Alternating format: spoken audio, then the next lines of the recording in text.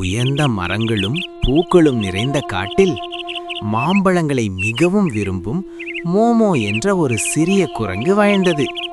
ஒரு நாள் ஆற்றருகே ஒளிரும் ஒரு தங்க மாம்பழத்தை மோமோ கண்டது.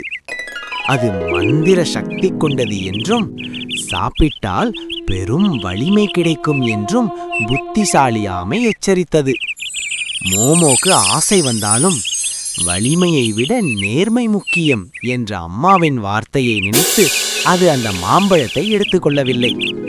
அந்த நேரத்தில் காட்டின் தேவதை தோன்றி மோமோவின் நேர்மையை பாராட்டினாள்.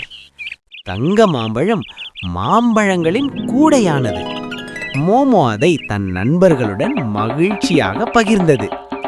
அன்று முதல் மோமோ வலிமையான குரங்கு அல்ல, நம்பகமான குரங்கு என அழைக்கப்பட்டது. நீதி: நேர்மை எப்போதும் மிக பெரிய பரிசை தரும்.